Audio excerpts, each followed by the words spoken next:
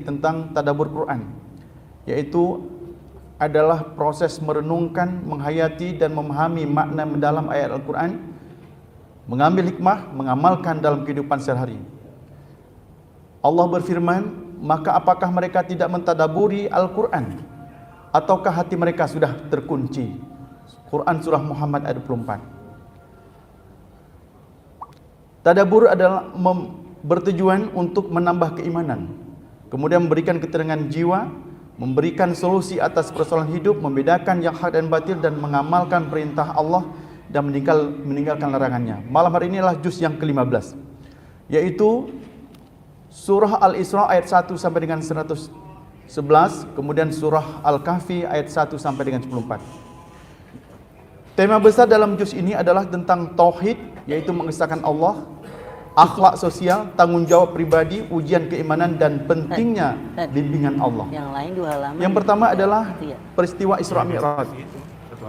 Allah berfirman, Maha suci Allah yang telah memperjalankan hambanya pada malam hari dari Masjidil Haram ke Masjidil Aqsa yang telah kami berkahi sekelilingnya, agar kami perlihatkan kepadanya sebagian tanda-tanda kebesaran kami. Sesungguhnya Dia Maha mendengar lagi Maha melihat.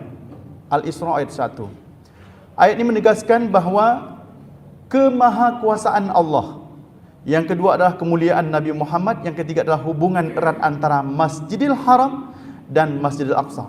Yang keempat adalah salat sebagai buah dari peristiwa Mi'raj. Isra Mi'raj adalah penguatan iman di tengah-tengah tekanan dakwah. Yang kedua adalah tanggung jawab amal, yaitu surah Al-Isra ayat 13 sampai dengan 15. Dan setiap manusia telah kami kalungkan catatan amalnya di lehernya, dan pada hari kiamat kami keluarkan baginya sebuah kitab yang dijumpainya terbuka.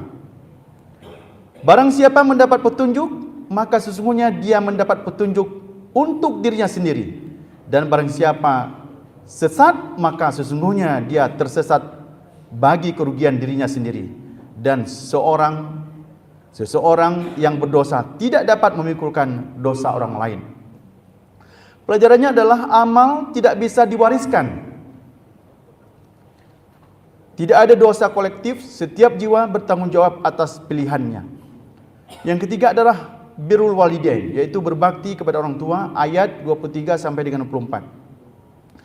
Dan Tuhanmu telah memerintahkan agar kamu jangan menyembah selain Dia, dan hendaklah berbuat baik kepada kedua orang tua.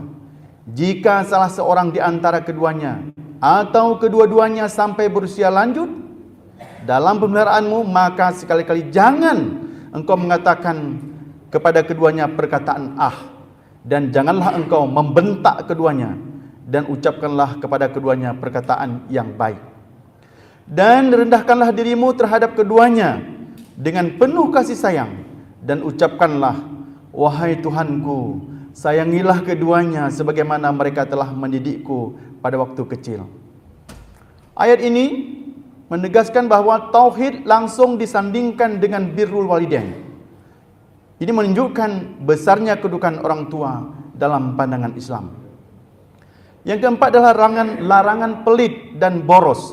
Ayat 26 sampai dengan 29. Dan janganlah engkau jadikan tanganmu terbelenggu pada lehermu, dan jangan pula engkau terlalu mengulurkannya sangat boros, nanti kamu menjadi tercela dan menyesal.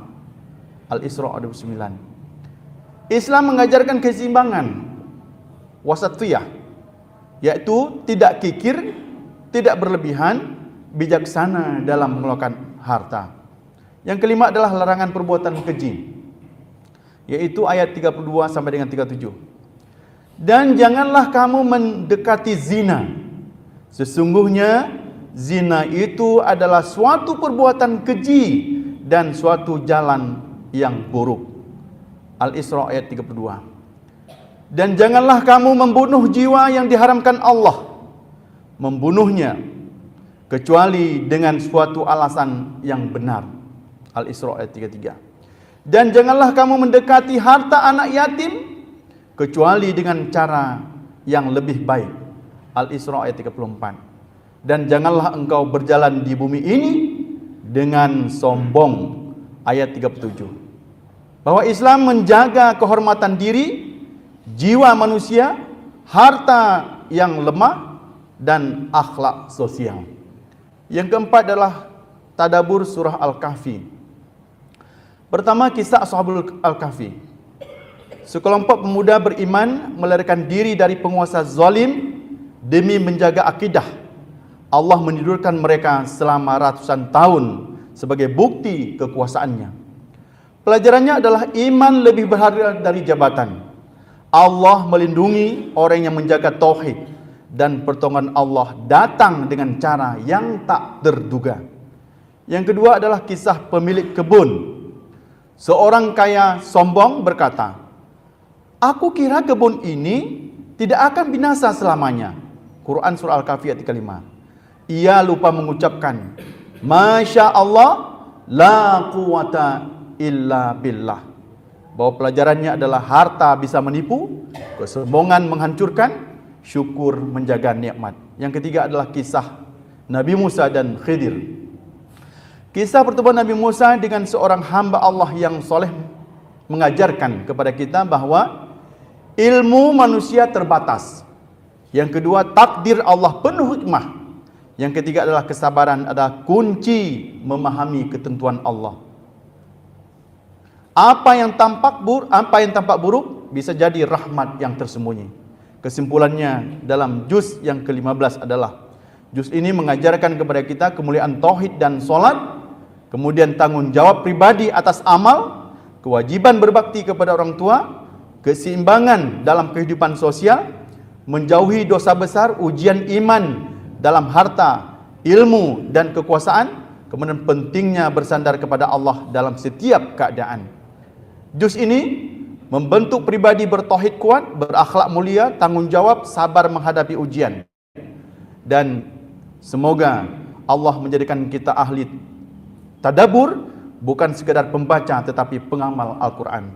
Wallahu a'lam bishawab.